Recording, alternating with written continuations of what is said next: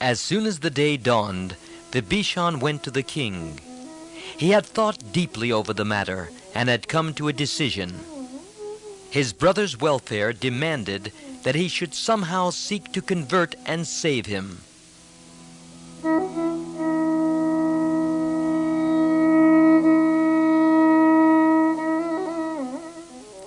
Vibhishan entered the royal palace and stood with folded hands before the king. Ravan sent away all but the principal ministers and asked his brother to speak.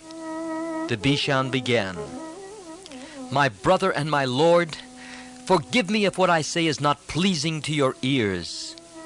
My desire is not to flatter, but to save you from a great danger while there is yet time. I beg of you to listen to me. Consider well what I say and then decide on your course of action. Ever since you brought Sita to Lanka, we see only evil omens. Even when the sacrificial offering is poured with the correct mantra, the flame does not spring to receive it. One finds snakes in places of worship. Ants infest food offerings. The udders of cows are dry and yield no milk. Elephants, horses, camels, and monkeys, they fall sick, reject food, and behave strangely. Medicines have lost their efficacy. Crows perch in numbers on the housetops, making hideous noises. Vultures circle overhead. Foxes boldly enter the city and howl at unusual hours. Wild beasts haunt the streets. My brother, these portents should not be disregarded. Oh, I beg of you, restore Sita to her husband. It is only since her coming here that these omens are noticed, as you can verify by asking others. Why should we, who have so much to lose, needlessly incur anyone's enmity? Let us restore Sita to her people and live happily."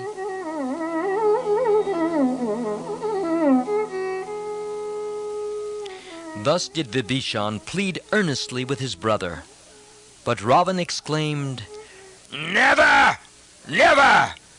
Let there be no talk here of Sita being returned to her people. I do not think much of this enemy. I see nothing to be afraid of. Now you may go, go!" Though he spoke thus, and was obstinate, Ravan had no peace of mind. Sita had not yielded to him, and his own near kinsmen disapproved of his conduct.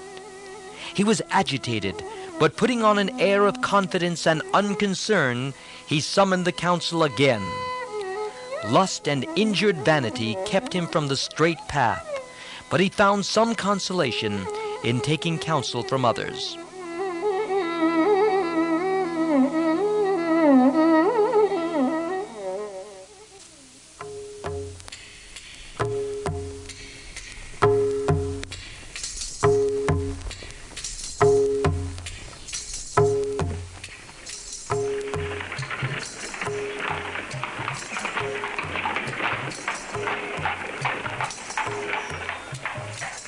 From the palace to the council hall, he drove through the street in a golden chariot drawn by noble steeds. Warriors, holding swords and shields and wearing brilliant uniforms, marched in front, behind, and on all sides. Others mounted on elephants and horses, and armed with axes, spears, and other terrible weapons, followed the chariot. Trumpets were blown and drums beaten. As the Lord of Lanka, accompanied by his retinue, passed majestically through the royal street, his people bent low their heads, folded their hands, and invoked victory for him. As he entered the hall, drums and trumpets sounded loudly and filled the 8 quarters.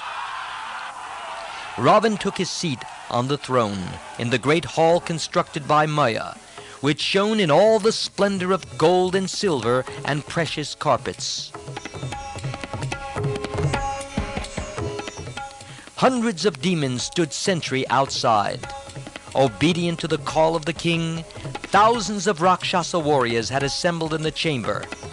Long rows of vehicles stood in the streets. Within the chamber, each was assigned a seat appropriate to his rank. Priests and chanters of the Vedas came in hundreds, and after receiving tokens of respect from the king, were seated in the hall. Vibhishan, Suk, Prahasta, and others bowed before the king and sat in their respective places. Devoted officers thronged the hall, all brave and efficient, and waiting to fulfill the commands of their king. The air was heavy with rich perfume.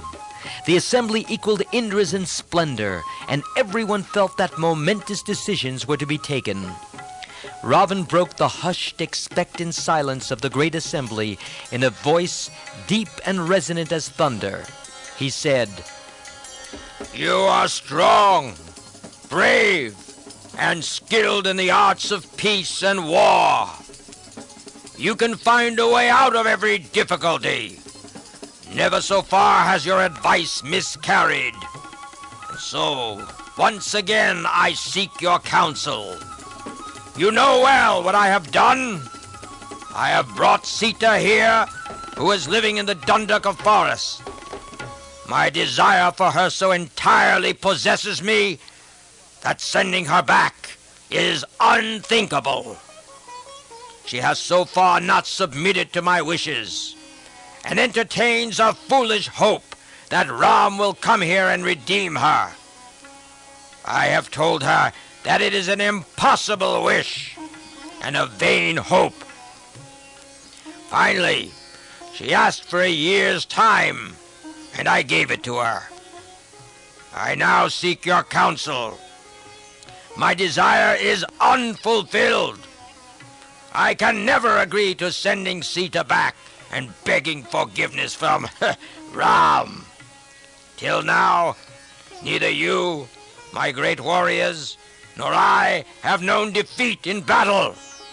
True, a big monkey somehow contrived to cross the sea and wrought some mischief here. But hard indeed will it be for Ram and the Vanar army to cross the sea and come here. And even if they did come, why should we fear? What chance have they against us?